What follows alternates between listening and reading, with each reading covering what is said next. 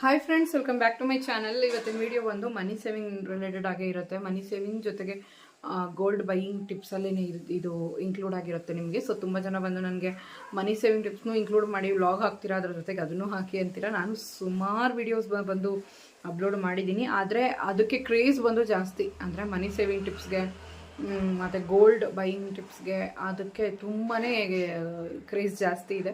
So ಹಾಗಾಗಿ ಇವತ್ತು ಸರಿ ಆಯಿತು, ಒಂದು ಸ್ವಲ್ಪ ಟಿಪ್ ನಾನು ಮಾಡಿದಂಥ ಕೆಲವೊಂದು ಮಿಸ್ಟೇಕ್ಸು ಅದನ್ನು ಹೇಳಿಬಿಟ್ಟು ನಿಮ್ಗೆ ಹೇಳಿದ್ರೆ ಖಂಡಿತವಾಗ್ಲೂ ಅದು ನಿಮ್ಗೆ ಯೂಸ್ಫುಲ್ ಆಗಿರುತ್ತೆ. ಸೊ ನಾನು ಬಂದು 2022 ಅಲ್ಲಿ 2 ಜೊತೆ ಓಲೆ ತೊಗೊಂಡೆ. ಅದನ್ನ ನಿಮಗೆ ತೋರಿಸ್ತೀನಿ ಹೇಗಿದೆ ಓಲೆಗಳು ಅಂತ.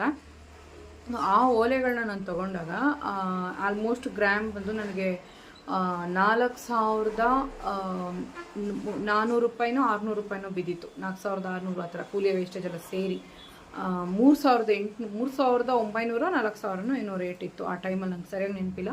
ಒಟ್ನಲ್ಲಿ ಒಂದು ಗ್ರಾಮ್ಗೆ ನಾನು 4,600 ಆಸುಪಾಸಲ್ಲೇ ಕೊಟ್ಟಿದ್ದು. ಸೊ ಈ ಥರ ನಾನು ಹಣ ಕೂಡಿಟ್ಟು ಅದನ್ನು ನಾನು ಕಾರ್ಡ್ ಹಾಕಿನೇ ಅದು ತೊಗೊಂಡಿದ್ದು.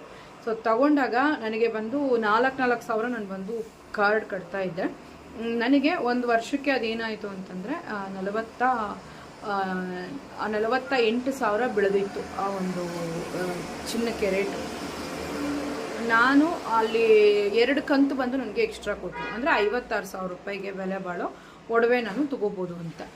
ನನಗೆ ಆಲ್ಮೋಸ್ಟ್ ಬಂದು ನಾನು 4.25 ಗ್ರಾಮ್ ಆ ಥರ ಚಿಲ್ಲರೆಯಲ್ಲೇ ನಾನು ಒಡವೆ ತೊಗೊಂಡಿದ್ದು. ಸೊ ಎಕ್ಸ್ಟ್ರಾ ಅಂತ ಏನೂ ನಾನು ಪೇ ಮಾಡಲಿಲ್ಲ. ಸೊ ಹಂಗಾಗಿ ನಾನು ಅದು ದೊಡ್ಡದಾಗಿ ತೊಗೊಳ್ಳಿಲ್ಲ. ಯಾಕಂದರೆ ನಮ್ಮ ಕೈಯಿಂದ ಏನು ದುಡ್ಡು ಹೋಗಲ್ವಲ್ಲ, ಅವ್ರು ಎಕ್ಸ್ಟ್ರಾ 8,000 ಕೊಡ್ತಾರಲ್ಲ ಅಂತೇಳಿ ಸ್ಟೋನ್ದು ಬಂದು ನಾನು ತೊಗೊಂಡಿದ್ದು. ಬಟ್ ಸ್ಟೋನ್ ಚಾರ್ಜ್ ನಾನು ಕೊಡಲಿಲ್ಲ. ಸ್ಟೋನ್ ಚಾರ್ಜ್ ಅಂತ ಹೇಳೋಕ್ಕಾಗಲ್ಲ. ಸ್ಟೋನ್ ವೆಯ್ಟ್ ನಾನು ದುಡ್ಡು ಕೊಡಲಿಲ್ಲ. ಅವ್ರು ಆಲ್ಮೋಸ್ಟು 9 ಗ್ರಾಮ್ ಚಿಲ್ಲರೆ ಏನೋ ಹೇಳಿದ್ರು. ನಾನು ದುಡ್ಡು ಕೊಟ್ಟಿದ್ದೆ 8-8.25 ಗ್ರಾಮ್ಗೆ ದುಡ್ಡೇನೆ ನಾನು ಕೊಟ್ಟಿದ್ದು. ಸೊ ನನಗೆ ಇನ್ನೂ ಉಳಿತಾಯ ಆಯಿತು ಅಂತ ಹೇಳ್ಬಿಟ್ಟು ನಾನೇನು ಮಾಡಿದೆ ಅಂತಂದರೆ ಸ್ಟೋನ್ ತಲೆಗೆ ಹಾಕ್ಕೊಳ್ಳಿಲ್ಲ. ಯಾಕಂದರೆ ವಾಲೆ ಚೆನ್ನಾಗಿತ್ತು. ಸೊ ಇವಾಗ ವಿಯರ್ ಮಾಡಿದ್ದೀನಿ ನೋಡಿ, ಈ ಇಯರಿಂಗೇನೆ. ಸೊ ಈ ಇಯರಿಂಗು ಮತ್ತು ಇನ್ನೊಂದು ಜೊತೆ ಇದೆ, ಅದು ತೋರಿಸ್ತೀನಿ ನಾನು.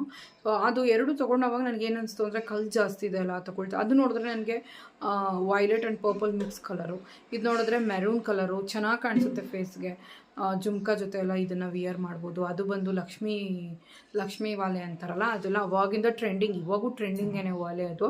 ಇವಾಗೆಲ್ಲ ಹುಡುಕಿ ಆರ್ಡ್ರ್ ಕೊಡ್ತಾರೆ ಆ ವಾಲೆಗೆ, ಅಷ್ಟು ಚೆನ್ನಾಗಿದೆ ವಾಲೆ ಡಿಸೈನ್ಸ್ ಅಂತೇಳಿ. ಅದು ಲಕ್ಷ್ಮಿ ಕೂತಂಗಿರುತ್ತೆ, ಸುತ್ತ ಕೆಳಗಡೆ ಒಂಥರ ಹಿಂಗಿರುತ್ತೆ ಕಲ್ಲುಗಳು, ಮೇಲೆ ಬಂದು ಒಂಥರ ಚೆನ್ನಾಗಿರುತ್ತೆ. ಅದು ಯಾರ್ದೋ ಒಬ್ರದ್ದು ನಾನು ಇನ್ಫ್ಲೂಯೆನ್ಸ್ ಆಗಿನೇ ತೊಗೊಂಡಿದ್ದು, ಇಲ್ಲಿ ಅಕ್ಕಪಕ್ಕ ಇರೋರು ನೋಡಿನೇ ನಾನು ಇನ್ಫ್ಲೂಯೆನ್ಸ್ ಆಗಿ ತೊಗೊಂಡಿದ್ದು. ಸೊ ನನಗೆ ಆ ಟೈಮಲ್ಲಿ ಒಂದು ಈ 2 ಜೊತೆ ವಾಲೆಯಿಂದನೂ ಹೇಗೂ ಒಂದು 3/4 ಗ್ರಾಮಿಂದ 1 ಗ್ರಾಮ್ ಕಲ್ಲೇನು ಅಂತ ಅವಾಗ ಅನಿಸಿತ್ತು. ಬಟ್ ನಾನು ಅವಾಗ ಕೊಡಲಿಲ್ಲ ರೇಟು, ಯಾಕಂದರೆ ನಾನು ಕಾರ್ಡ್ ಹಾಕಿದ್ದೆ. ನನಗೆ 8,000 ಅದರಿಂದ ಎಕ್ಸ್ಟ್ರಾ ಆಗಿತ್ತು. ಸೊ ಹಂಗಾಗಿ ನಾನು ಅದ್ರ ಬಗ್ಗೆ ಜಾಸ್ತಿ ತಲೆ ಕೆಡಿಸ್ಕೊಳ್ಳಿಲ್ಲ. ಆಲ್ಮೋಸ್ಟ್ 4 ಗ್ರಾಮ್ ಇಲ್ಲ, ಅದು ಜಾಸ್ತಿನೇ ಇದೆ. 4.5 ಆ ಥರ 9 ಗ್ರಾಮ್ ಆ ಲೆಕ್ಕಕ್ಕೆ ಬಂದಿತ್ತು ನನಗೆ ರೇಟ್. ಸೊ ಹಾಗಾಗಿ ನಾನು ಅದ್ರದ್ದು ಬಗ್ಗೆ ತಲೆ ಕೆಡಿಸ್ಕೊಂಡಿಲ್ಲ. ಬಟ್ ನಾನೇನಾದರೂ ಒಂದು ವೇಳೆ ಇವಾಗ ಏನಾದರೂ ತೊಗೊಳ್ತೀನಿ ಅಂತಂದರೆ ನಾನು ನಿಜವಾಗ್ಲೂ ಈ ಓಲೆಗಳನ್ನು ತೊಗೊಳ್ತಾ ಇರಲಿಲ್ಲ. ಯಾಕಂದರೆ ಇವಾಗಿರೋ ರೇಟ್ಗೆ ನಾನು ಆ ಕಲ್ಲುಗಳಿಗೆ ಆ ಚಿನ್ನದ ರೇಟ್ ಕೊಡ್ತೀನಿ ಅಂದರೆ ಖಂಡಿತವಾಗ್ಲೂ ಬುದ್ಧಿ ಇಲ್ಲದೆ ಇರೋರು ಮಾಡೋ ಕೆಲಸನೇ ಅದು. ಸೊ ನಾವು ಯಾವಾಗ ಕಲ್ಲಿನ ಒಡವೆ ತೊಗೋಬೇಕು ಅಂದರೆ ಕಲ್ಲಿನ ವೆಯ್ಟನ್ನು ಚಿನ್ನದ ರೇಟ್ಗೆ ಹಾಕ್ಬಾರ್ದು. ಚಿನ್ನದ ವೆಯ್ಟ್ಗೆ ಕಲ್ಲಿನ ವೆಯ್ಟನ್ನು ಹಾಕಬಾರ್ದು. ಆಮೇಲೆ ಬಂದು ಅದಕ್ಕೆ ಚಿನ್ನದ ರೇಟನ್ನು ತೊಗೋಬಾರ್ದು. ಇದನ್ನು ನಾವು ಬಂದು ಯಾವಾಗಲೂ ಮನಸ್ಸಲ್ಲಿ ಇಟ್ಕೋಬೇಕು. ಮತ್ತು ಟ್ರಾನ್ಸ್ಪರೆಂಟ್ ಆಗಿರಬೇಕು. ಗ್ರಾಸ್ ವೆಯ್ಟ್ ಏನು, ನೆಟ್ ವೆಯ್ಟ್ ಏನು. ಗ್ರಾಸ್ ವೆಯ್ಟ್ ಅಂದರೆ ಟೋಟಲ್ ವೆಯ್ಟ್ ಏನಿದೆ ಅದು, ನೆಟ್ ವೆಯ್ಟ್ ಅಂದರೆ ಚಿನ್ನ ಮಾತ್ರ ಎಷ್ಟಿದೆ ಅಂತ. ಸೊ ಸ್ಟೋನ್ ಚಾರ್ಜಸ್ ಸಪ್ರೇಟ್ ಮಾಡಬೇಕು. ಆ ರೀತಿ ಇದ್ದರೆ ಮಾತ್ರ ನಾನು ತಗೊಳ್ತಾ ಇದ್ದೆ. ನನಗೆ ಅಲ್ಲಿ, ಯಾಕಂದರೆ ಇದು ಲೋಕಲ್ ಶಾಪ್ಸ್ ಆಗಿರೋದ್ರಿಂದ ನಾವು ಅದೆಲ್ಲ ಅಷ್ಟೊಂದು ಓಪನ್ ಅಪ್ ಆಗಿ ಮಾತಾಡೋಕ್ಕಾಗಲ್ಲ. ನಾವು ಶೋರೂಮ್ಸ್ಗೆಲ್ಲ ಹೋದರೆ ಕೇಳ್ಬೋದು, ಅಲ್ಲಿ ಕೇಳೋ ಅಷ್ಟೇನಿರಲ್ಲ. ಕೆಲವು ಅಂಗಡಿಗಳಲ್ಲಿ ಗ್ರಾಸ್ ವೆಯ್ಟ್ ನೆಟ್ ವೆಯ್ಟ್ ಇದ್ದೇ ಇರುತ್ತೆ. ಸ್ಟೋನ್ ಚಾರ್ಜಸ್ಸೇ ಸಪ್ರೇಟ್ ಇರುತ್ತೆ. ಸ್ಟೋನ್ ಚಾರ್ಜಸ್ ಯಾವತ್ತು ಚಿನ್ನದ ರೇಟ್ಗಿಂತ ತುಂಬ ತುಂಬ ತುಂಬ ಕಡಿಮೆ ಇರಬೇಕು. ನಮ್ಮ ಯಜಮಾನ್ರಿಗೂ ಅಷ್ಟೇ ಒಂದು ಉಂಗುರ ತೊಗೊಂಡಾಗ ಲಲಿತಾದಲ್ಲಿ 1 ಗ್ರಾಮ್ ಮೇಲೇ 1 ಗ್ರಾಮ್ 200 ಮಿಲಿನೋ 400 ಮಿಲಿನೋ ಇತ್ತು, ಅದು ಕಲ್ಲೇನೆ.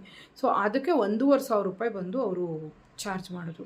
ಅವಾಗ ನಾನು ಚಿನ್ನದ ರೇಟ್ ಕೊಟ್ಟಿದ್ದು ಬಂದು ಮಿನಿಮಮ್ ಒಂದು 5,500 6,000 ಏನೋ ಇತ್ತು ಅವಾಗ.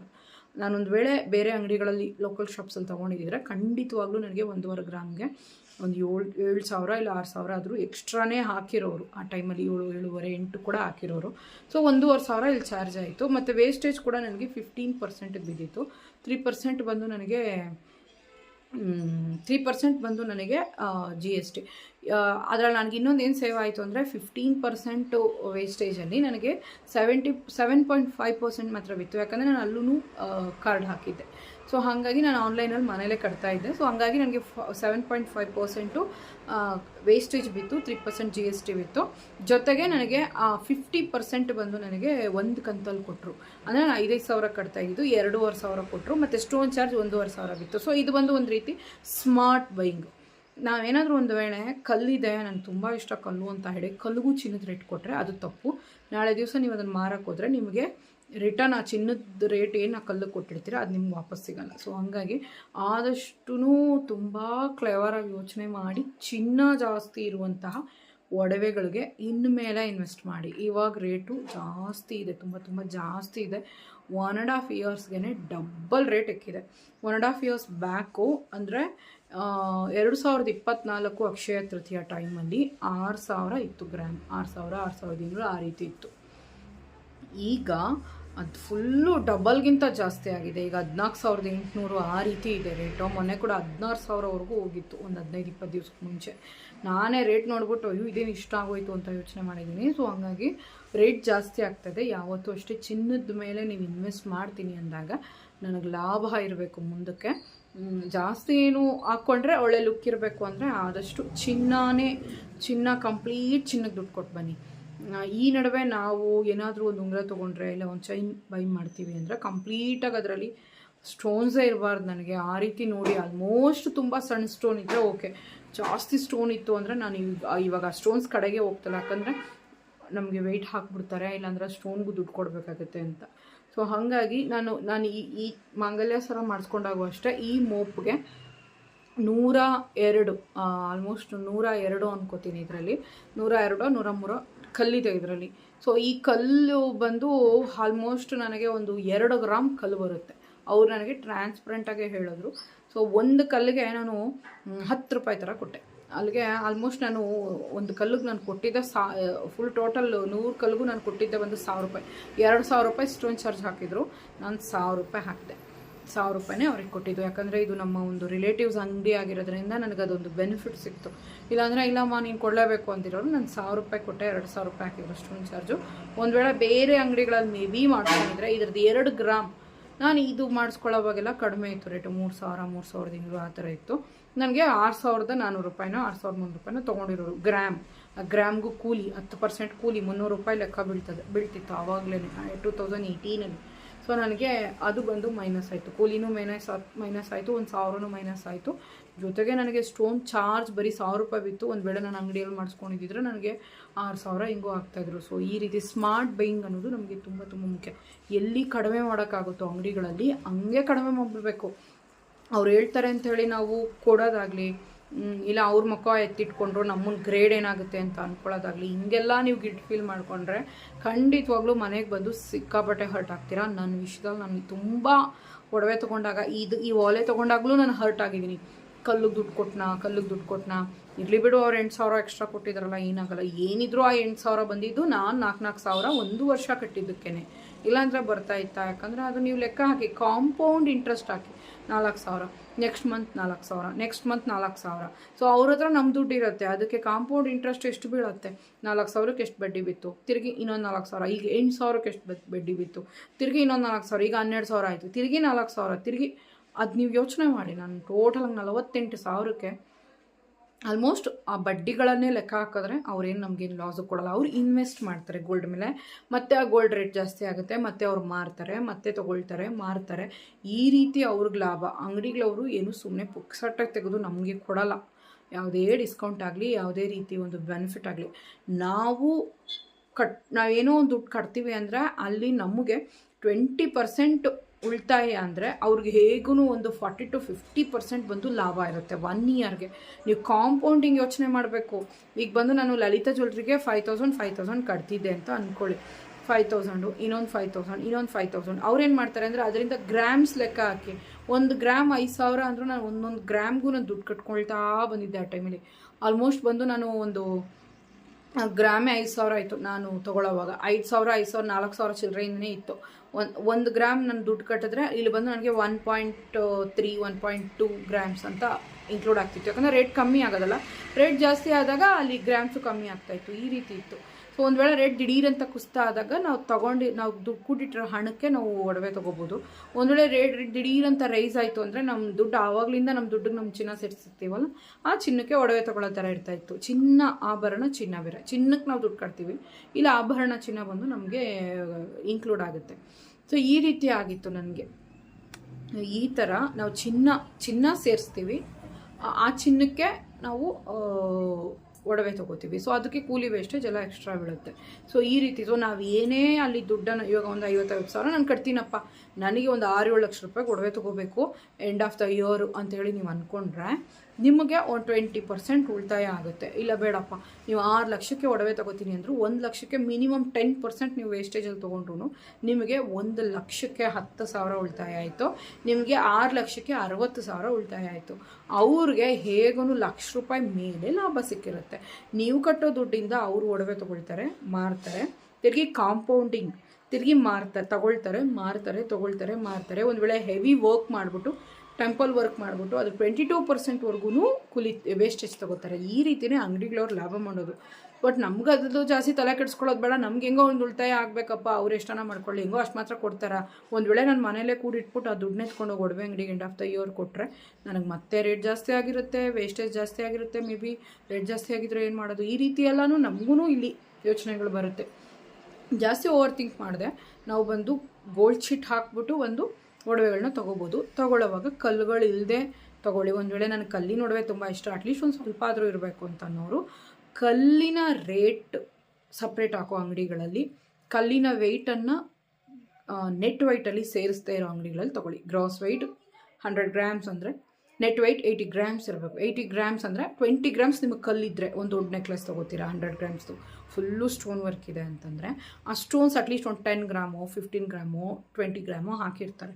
ಸೊ ನೀವು 120 ಗ್ರಾಮ್ಗೆ ಚಿನ್ನದ ರೇಟ್ ಕೊಡಬಾರ್ದು, ನೀವು 80 ಗ್ರಾಮಿಗೆ ಮಾತ್ರ ಕೊಡಬೇಕು. ಆ ರೀತಿ ಟ್ರಾನ್ಸ್ಪರೆಂಟ್ ಬಿಲ್ಸ್ ಇದ್ದರೆ ತೊಗೊಳ್ಳಿ, ಬೇಡ ಅಂದಿಲ್ಲ. ಆದರೆ ಅದರಲ್ಲೂ ನೋಡಿ ಸ್ಟೋನ್ ಚಾರ್ಜ್ ಜಾಸ್ತಿ ಇದ್ದರೆ ನಾನು ಮೊನ್ನೆ ಕೂಡ ಒಂದು ಚೋಕರ್ ನೆಕ್ಲೆಸ್ ತೊಗೊಳ್ಳೋವಾಗ ಒಂದು ಸ್ಟೋನ್ ವರ್ಕ್ ಇರೋದು ಒಂದು ಲಲಿತದಲ್ಲೇ ನೋಡಿದೆ ನಾನು. ಅಲ್ಲಿ ನನಗೆ ಸ್ಟೋನ್ ಚಾರ್ಜ್ 12,000 ಹಾಕಿದರು. ನನಗೆ ಒಂಥರ ಆಗೋಯ್ತು. ಏನಪ್ಪ ಅಂದರೆ ಪರ್ಲ್ಸ್ಗೆ 7,000, ಸ್ಟೋನ್ಗೆ ಒಂದು 5,000 4,000 ಸಮಥಿಂಗು, ಸ್ಟೋನ್ಸ್ಗೊಂದು ಸ್ವಲ್ಪ ಎಲ್ಲ 12,500 ಬಿಲ್ ಹಾಕಿದ್ದಾರೆ. ಅದು ಇಷ್ಟಿದೆ ಚೋಕರ್ ನೆಕ್ಲೆಸ್. ಅದು ಈಗ ತುಂಬ ಟ್ರೆಂಡಿಂಗಲ್ಲಿದೆ. Green colour, Rama green colour ಬರುತ್ತೆ ಅದು ಮಣಿಗಳು. ಇಷ್ಟೇ ಇದೆ, ಇಲ್ಲಿ ಫುಲ್ಲು ಮಣಿಗಳು. ಅಷ್ಟಕ್ಕೆ ನಾನು ಯಾಕೆ ಕೊಡಬೇಕು ಅಂತೇಳಿ ನಾನು ಮತ್ತೆ ಯಲಹಂಕ ಸುಮತಿ ಜ್ಯುವೆಲ್ರಿಗೆ ಬಂದೆ. ಅಲ್ಲೂ ಸ್ಟೋನ್ ಚಾರ್ಜ್ ಅಲ್ಲ, ಸ್ಟೋನ್ ಚಾರ್ಜ್ನ ಬಂದು ಕೆಲವು ಟೈಮಲ್ಲಿ ಸ್ಟೋನ್ ಚಾರ್ಜ್ ಸಪ್ರೇಟ್ ಆಗ್ತಾರೆ, ಕೆಲವು ಟೈಮಲ್ಲಿ ಗೋಲ್ಡ್ ರೇಟ್ನ ಬಂದು ಈ ಗೋಲ್ಡ್ ರೇಟಲ್ಲೇ ಅದು ಇನ್ಕ್ಲೂಡ್ ಆಗಿರುತ್ತೆ. ಗ್ರಾಸ್ ವೇಟ್ ನೆಟ್ ವೇಟ್ ಎರಡು ಸೇಮ್ ಇರುತ್ತೆ. ಅದನ್ನು ನೋಡ್ಬಿಟ್ಟು ನಾನೇನು ಮಾಡಿದೆ ಅಂತಂದರೆ ಸ್ಟೋನ್ ಎಲ್ಲ ತುಂಬ ಕಮ್ಮಿ ಇರಬೇಕು ಅಂತೇಳಿ ನಾನು ಚೋಕರ್ ನೆಕ್ಲೆಸ್ ನೋಡಿದರೆ ನಿಮ್ಗೆ ಗೊತ್ತಿರುತ್ತೆ, ಅದನ್ನು ತೊಗೊಂಡೆ. ಅದರಲ್ಲೂ ಆಲ್ಮೋಸ್ಟ್ ನನಗೆ ಗೊತ್ತಿರೋ ಪ್ರಕಾರ ಒಂದು 2 ಗ್ರಾಮ್ ಅಷ್ಟು ಕಲ್ಲು ಮತ್ತು ಮಣಿಗಳು. ಸೊ ಆ ಥರ ಇತ್ತು.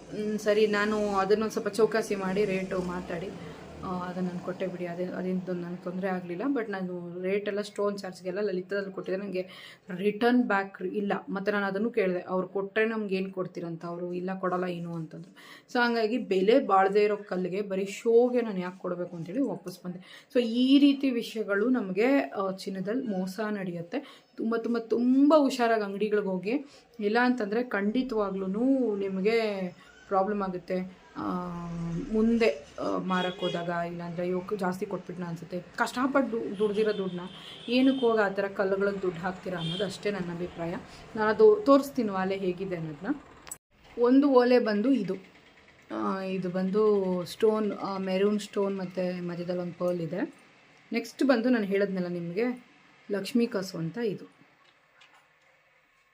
ಸೊ ಇದರಲ್ಲಿ ಸ್ಟೋನ್ ಇದೆ ನೋಡಿ, ದಪ್ಪ ದಪ್ಪ ಸ್ಟೋನ್ ಇಟ್ಟಿದ್ದಾರೆ. ಬಟ್ ಇದು ಚೆನ್ನಾಗಿದೆ ಅಂತ ಹೇಳಿ ನಾನು ತೊಗೊಂಡಿದ್ದು. ಚೆನ್ನಾಗಿತ್ತು, ಒಳ್ಳೆ ಲುಕ್ ಇತ್ತು, ಮತ್ತು ಲಕ್ಷ್ಮಿ ಕಳೆ ಚೆನ್ನಾಗಿತ್ತು. ಸೊ ಹಂಗಾಗಿ ಇದನ್ನು ತೊಗೊಂಡೆ ನಾನು.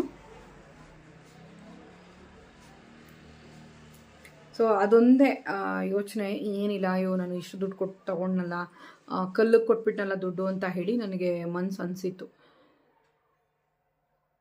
ಈ ಓಲೆಗೆ ನಾನು ಆಲ್ಮೋಸ್ಟ್ ಬಂದು ನನಗೆ ಯಾವಾಗ 4.5 ಗ್ರಾಮ್ ಮೇಲೇ ಇದೆ ಇದು. ಸ್ಟೋನೆಲ್ಲ ತೆಗೆದ್ರೆ ಮೇ ಬಿ 4 ಗ್ರಾಮ್ ಅನ್ಕೋತೀನಿ. ಸ್ವಲ್ಪ ತೂಕ ಇದೆ, ಓಲೆ ತೂಕ ಇದೆ. ಈ ಓಲೆಗೆ ನಾನು ಆ ಪ್ರೈಸ್ ಕೊಟ್ಟಿದ್ದೆ. ಅವ್ರ ಅಂಗಡಿಗಳವ್ರೇನು ಲಾಸ್ ಮಾಡ್ಕೊಂಡು ಕೊಡೋಲ್ಲ, ನಾವು ಕೊಟ್ಟಿದ್ದ ರೇಟ್ ಅವ್ರಿಗೆ ಇಟ್ಟಿದ್ರೇ ಅವರು ತಗೊಳ್ಳೋದು ದುಡ್ಡನ್ನು. ಯಾಕಂದರೆ ಅವ್ರು ಆಲ್ಮೋಸ್ಟ್ ಮೊದಲೇ ಇನ್ವೆಸ್ಟ್ ಮಾಡಿರ್ತಾರಲ್ಲ ಗೋಲ್ಡ್ಗೆ, ಸೊ ಗೋಲ್ಡಿಂದನೂ ಲಾಭ ಇರುತ್ತೆ ಅವ್ರಿಗೆ, ಸ್ಟೋನಿಂದನೂ ಆಲ್ಮೋಸ್ಟ್ ಸಿಕ್ಕಿರುತ್ತೆ ಅಂತ ಇವಾಗಲೂ ನನ್ನ ಮನಸ್ಸು ಒಂದೊಂದ್ಸಲಿ ಕೊರಿಯುತ್ತೆ. ಸರಿ ಓಕೆ ಪರವಾಗಿಲ್ಲ, ಹೆಂಗೂ ನನಗೆ ಎಕ್ಸ್ಟ್ರಾ ದುಡ್ಡು ಸಿಕ್ಕಿತ್ತು ಅಂತೇಳಿ ಮನಸ್ಸನ್ನು ಸಮಾಧಾನ ಮಾಡ್ಕೊಳ್ಳೋದು ಅಷ್ಟೇ. ಸೊ ನೆಕ್ಸ್ಟ್ ಟೈಮು ನೀವೇನಾದರೂ ಒಂದು ಗೋಲ್ಡ್ ಚೀಟ್ ಹಾಕ್ತೀರಾ, ಇಲ್ಲ ನನಗೇನೋ ಒಂದು ಬೇಕು ಅಂತಂದರೆ ನೆಮ್ಮದಿಯಾಗಿ ಕಾಯಿನ್ಸ್ ತೊಗೊಂಬಿಡಿ. ಗೋಲ್ಡ್ ಚಿಟ್ಟಲ್ಲಿ ಕಾಯಿನ್ಸ್ ತೊಗೊಂಬಿಡಿ. 3% GST ಬೀಳುತ್ತೆ, ನಿಮಗೆ ಯಾವ ವೇಸ್ಟೇಜ್ ಇರೋಲ್ಲ. ಇಲ್ಲ ನಾನು ಇನ್ವೆಸ್ಟ್ ಪ್ಲ್ಯಾನ್ ಇಲ್ಲ, ನಾನು ಹಾಕ್ಕೊಳ್ಳಬೇಕು ಇನ್ವೆಸ್ಟು ಬೇಕು ಅಂದರೆ ಯಾವುದಾದ್ರೂ ಒಂದು 5%, 3%, ಇಲ್ಲ 3% to 5%ಗೆಲ್ಲ ನಿಮಗೆ ಡೈಲಿ ವಿಯರ್ ಬ್ಯಾಂಗಲ್ ಬರುತ್ತೆ. ಆ ಥರ ನೋಡಿ ತಗೊಳ್ಳಿ. ಓಕೆ ಫ್ರೆಂಡ್ಸ್, ಇವತ್ತಿನ ವೀಡಿಯೋ ಖಂಡಿತವಾಗ್ಲೂ ನಿಮ್ಗೆ ಯೂಸ್ಫುಲ್ ಆಗಿರುತ್ತೆ ಅನ್ಕೋತೀನಿ. Take care, by.